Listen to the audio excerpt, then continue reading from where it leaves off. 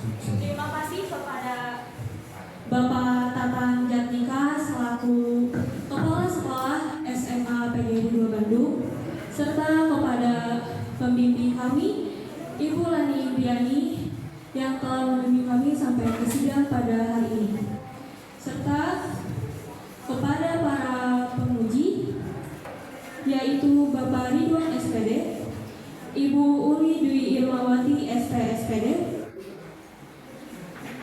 Ibu Nur Adila Afifah SOS, serta Ibu Nia Yuniatika SPD. Pada kali ini, kami kelompok 3 akan mempresentasikan hasil penelitian kami mengenai kaum elit Bandung dari Society Concordia hingga ke kawasan Braga. Sebelumnya, perkenalan terlebih dahulu, saya Adea Muhari Maharis. Saya Dewi Nurhayati. Saya Andi Javanam. Saya Ezra Agung Rizkina. Saya Ihsan Zamir. Dan saya Farid Syahida.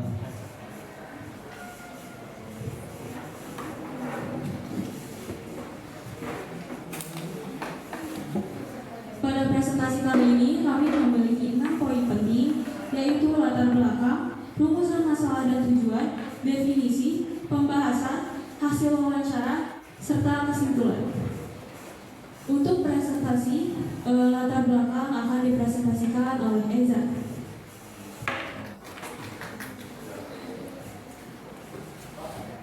Di sini ada latar belakang mengenai kaum elit Bandung dari kawasan Society Concordia sampai kawasan Braga. Kaum elit Bandung ini merujuk pada penduduk Eropa, khususnya orang-orang Belanda, dan kaum pengusaha perkebunan yang tinggal di area-area strategis seperti Jalan Braga dan Dago pada era kolonial, yang ditunjang dengan pembangunan pertokoan bergaya Eropa yang menarik perhatian kalangan atas untuk menjadikannya pusat aktivitas sosial dan ekonomi. Society Concordia adalah nama bangunan lama yang sekarang lebih dikenal sebagai Gedung Merdeka, lalu diubah menjadi Museum Konferensi Asia Afrika sebagai pusat hiburan pada kaum elit Bandung pada abad ke-19. Sekian, terima kasih. Bersama saya yang pertama, bagaimana kehidupan kaum elit di Bandung pada abad ke-19. Yang kedua, mengapa kawasan Braga yang menjadi pusat perekonomian pada abad ke-19. Yang ketiga, sejauh mana pengaruh kaum elit Bandung pada abad 19 hingga masa kini. Lalu ada tujuannya. Yang pertama, untuk mengetahui kehidupan sosial kaum elit Bandung pada abad 19. Yang kedua, untuk mengetahui faktor-faktor mengapa pusat perekonomian ada di Braga pada abad 19. Dan yang ketiga, terakhir, untuk mengetahui pengaruh kaum elit Bandung pada abad ke-19 hingga masa kini.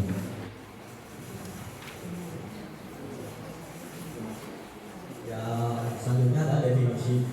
Untuk definisi di sini kami mengambil kaum elit adalah sekelompok orang-orang Belanda yang memiliki kekayaan, kekuasaan, dan pengaruh politik pada kehidupan di abad ke-19. Terus untuk yang kedua ada Society Concordia, ada tempat perkumpulan orang-orang. Society Concordia ada tempat berkumpulnya orang-orang Belanda. Di sana mereka melakukan pesta dan juga makan malam. Terus untuk yang ketiga adalah apa? Kita ke pembahasan. A. Kaum elit. Kaum elit sendiri itu adalah sekelompok orang-orang Eropa yang mempunyai privilege tertentu seperti kekayaan, kepintaran, ataupun hak dalam kepolitikan. Nah, kebanyakan orang Eropa itu sebagai pengusaha perkebunan dan mempekerjakan pribumi sebagai pelayan mereka. Adalah Raja Teh di Malabar atau sering dijuluki The Koning. Beliau dikenal sebagai orang yang dermawan dan beliau ikut serta dalam pembangunan Technische Hochschule yang sekarang disebut Institut Teknologi Bandung. Society Concordia. Society Concordia adalah gedung yang dibangun sebagai tempat hiburan para kaum elit. Gedung ini mencerminkan rasisme terhadap pribumi karena dilarang masuk keras oleh kaum elit. Pada tahun 1955 oleh Presiden Soekarno-Hatta, gedung ini diubah namanya menjadi Gedung Merdeka dan diubah lagi menjadi Konferensi Asia Afrika oleh Soeharto.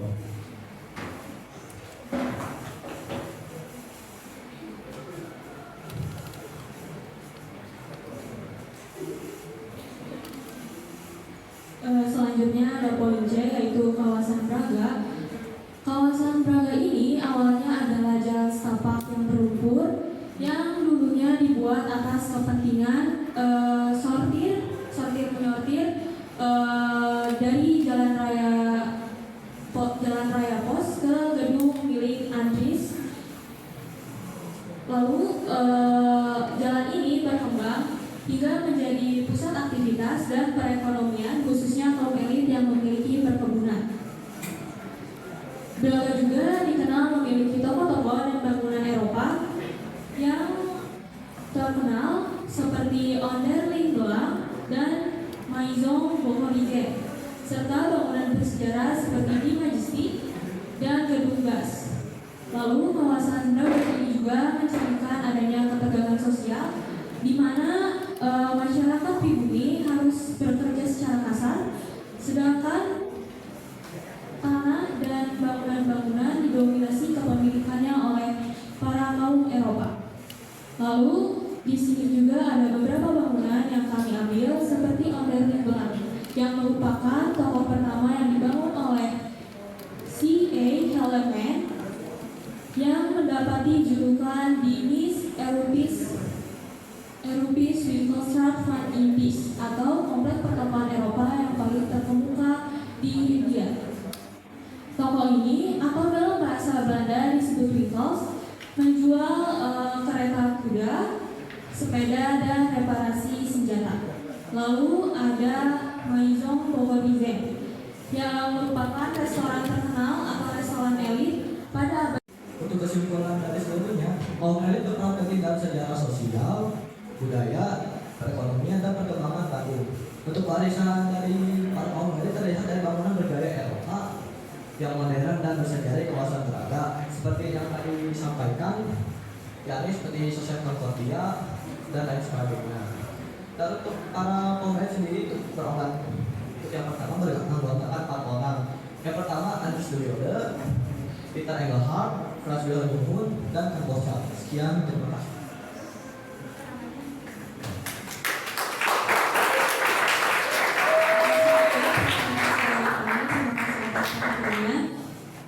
Untuk penguji mohon pertanyaan dan koreksinya.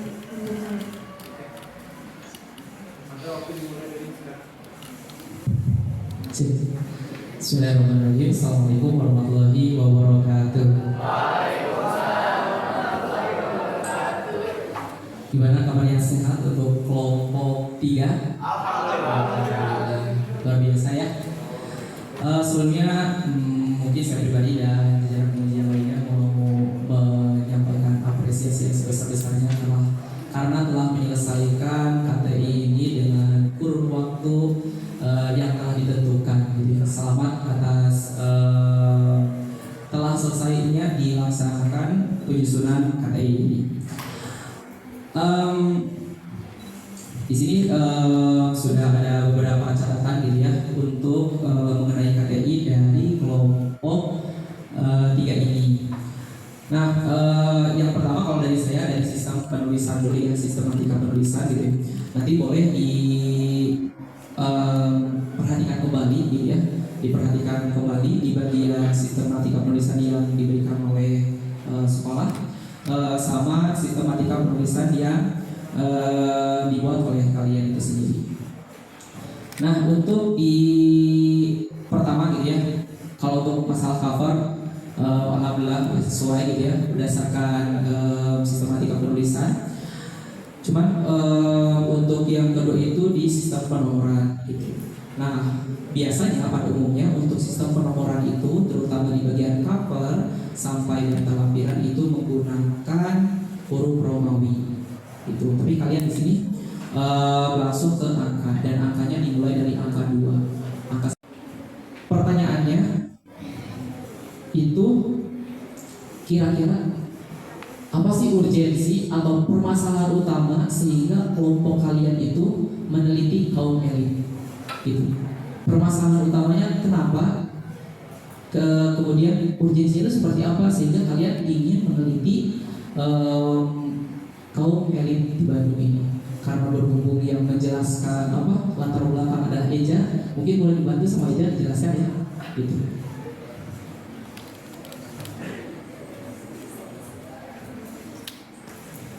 Terima kasih buat Bapak Ridwan ya. Saya izin menjawab pertanyaan dari Bapak Ridwan. Sejarah kaum elit Bandung ini menarik bagi saya karena saya melihat Jalan Meraga yang masih memiliki bangunan yang mungkin masih sama dari dulu hingga sekarang.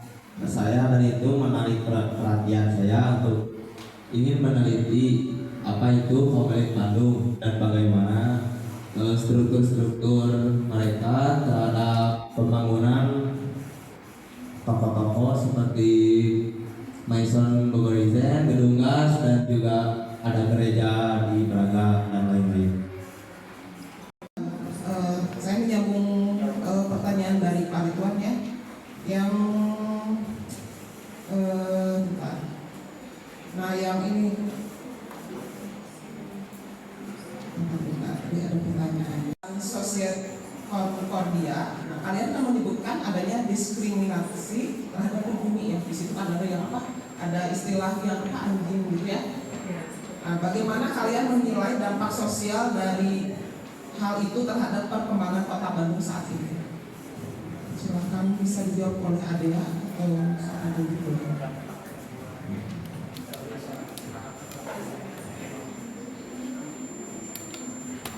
Pertanyaan dari Bu Uli, tadi pengaruh adanya rasisme seperti itu. Jadi dari rasis sendiri itu kalau kita artikan secara umum merupakan hal yang dimana kita tuh membedakan. Nah untuk di kasus kaum elit Bandung ini, di Society Concordia itu sangat hitungannya sosial komunitas itu sangat ketat terhadap pengikutnya, maksudnya terhadap orang-orang yang mengikuti. Nah, bagian rasisnya kalau Society Concordia ini hanya dan diperuntukkan untuk bangsa yang benar-benar keturunan Eropa, yang memiliki tanah dan perkebunan, serta yang sekiranya memiliki kekayaan. Terima kasih. Kelompok 3, Ibu ingin menanyakan sistematika penulisan, ya. Metode pengumpulan datanya dengan menggunakan apa? Studi, Pengumpulan datanya wawancara ya?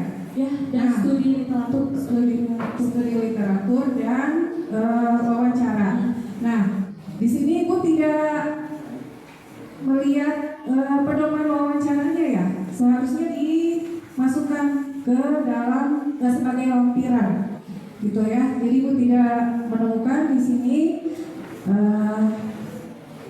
Itu yang pertama. Yang kedua, nah pedoman sampel itu yang mewakili populasi itu minimal 30 sampel gitu. Jadi yang dibaca di sini hanya yang pertama komunitas alit ya komunitas alit. Ini juga harusnya dijelaskan siapa itu komunitas alit sehingga dia berkontribusi terhadap sejarah Bandung ini gitu ya. Terus yang kedua itu sih sama satu lagi, wawancaranya sama siapa? Penduduk ya. Nah mungkin di sini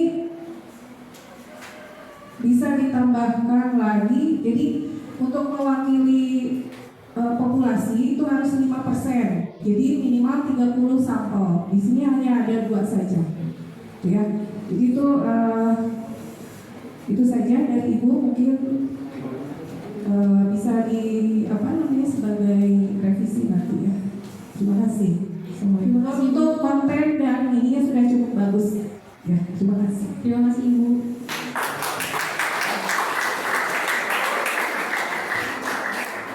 Oke, terima kasih. Sebelumnya saya akan mengapresiasi dulu untuk kelompok 3. Lihat dari rumusan masalah, tadi kan ada mengapa kawasan Braga menjadi pusat perekonomian saat abad ke-19. Nah, yang ingin saya tanyakan, apakah keberadaan kaum elit di Braga itu menciptakan kesenjangan sosial atau justru peluang ekonomi baru bagi warga Bandung? Terima kasih.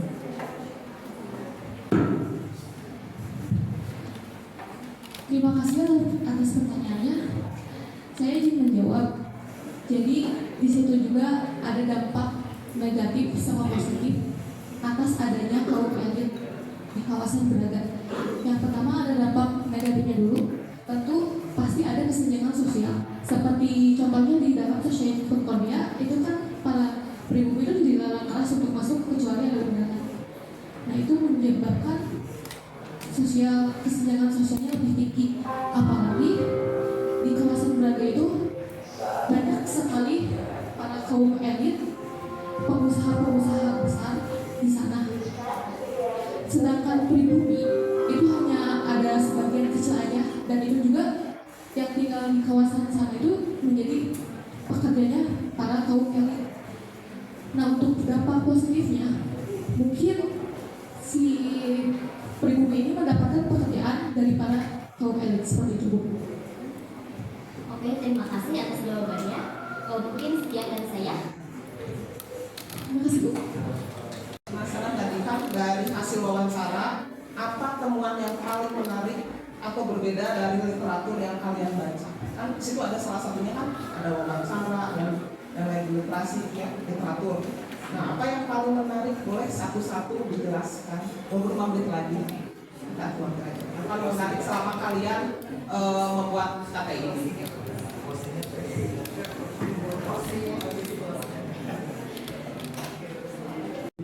Untuk wawancara yang paling menarik menurut saya itu pas wawancara di komunitas adat yang diceritakan ekonomi yang di sana ya, itu kayak dulu si Elhan kayak dulu tuh cuma orang biasa tuh, terus jadi pengusaha kopi yang sukses pada abad ke-18 itu. Terus ada Franz, Andres, dan Kosa juga itu benar menarik. Ada lagi cara pembahasan cara karakter. Terima kasih. Coba. Izin menjawab pertanyaan Buli yang saya menarik dari wawancara asal dari pribumi sendiri dari Braga. Yang lebih menarik bahwa dahulu kala itu Society Concordia itu pribuminya boleh masuk ketika sebenarnya boleh masuk saja asalkan bagi Dan yang menarik bagi saya ya, kita dari kelompok kita mencari informasi dari warga sekitar, komunitas sejarah, buku-buku dan media internet. Dan mungkin yang menariknya kita memiliki pengetahuan ya, karena kita meneliti sejarah dan kita juga ingin mencari kebenaran, kebenaran. Dan itu menarik bagi saya karena sejarah sangat harus diabadikan. Terima kasih.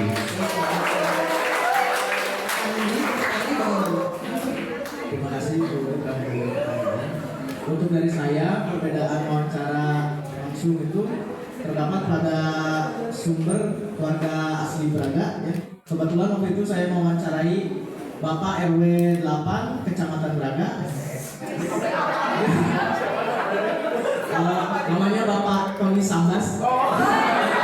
Ada di daftar pusaka paling belakang ya. Jadi menurut beliau kawasan Braga kan kawasan elit ya.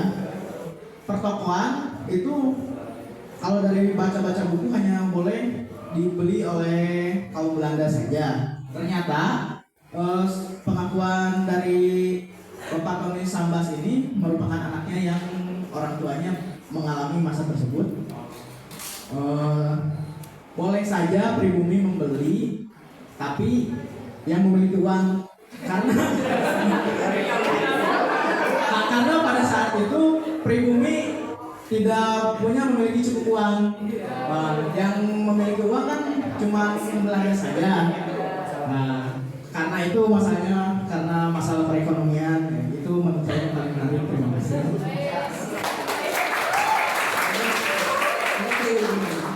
Menurut aku yang paling menarik dari studi literatur kalau Andries ini tuh menjadi asistennya Gubernur Jenderal Daniel Semaraples. Terus beliau juga ternyata punya tanah, kalau dibandingin sama sekarang tanah dia itu setengahnya Kabupaten Bandung. Itu berarti gede banget kan.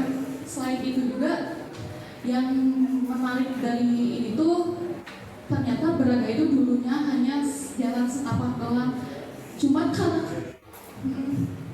karena banyaknya kaum Eropa, mereka tuh ingin menjadikan Braga itu seperti di Paris, dan itulah Bandung itu disebut Paris Panjava seperti itu.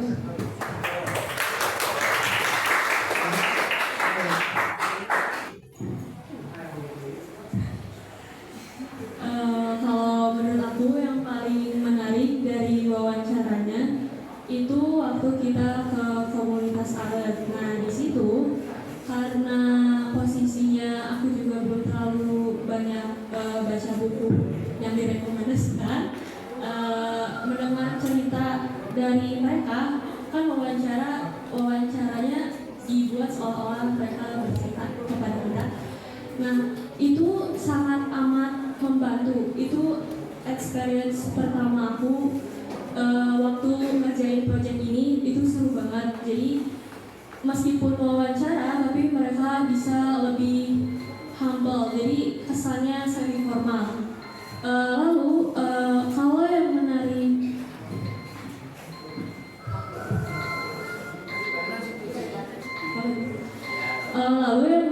kalau yang menarik dari tema ini sebenarnya tuh di fakta kalau misalkan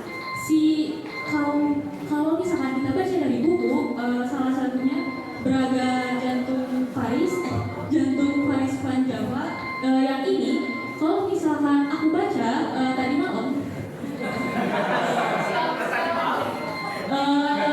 hampir buku ini tuh memperlihatkan VOP atau sudut pandang para kaum elit memiliki kehidupannya di Bandung, di kawasan tersebut. Nah dari situ sebenarnya aku amazed, kagum bahwa kehidupan mereka kelihatannya sangat menyenangkan, di mana setelah mereka bekerja turun dari gunung ke kawasan elit dan ke kawasan ibu kota, lalu di hari Sabtunya mereka melakukan makan-makan bersama, lalu di menjelang sorenya mereka minum-minum, lalu kemudian di malam harinya mereka melakukan pesta dansa, lalu minggunya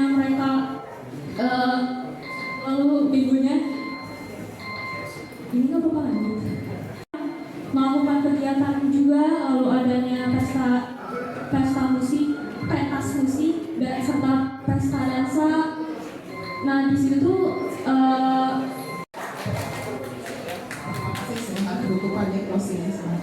Terima kasih yang sudah mendengarkan sejarah Kota Bandung ini ya, Bumi Pasundan, yang lain ketika Tuhan sedang tersenyum. Intinya aku sama Bandung ini seperti dua atma yang menyatu dalam asmara lokal.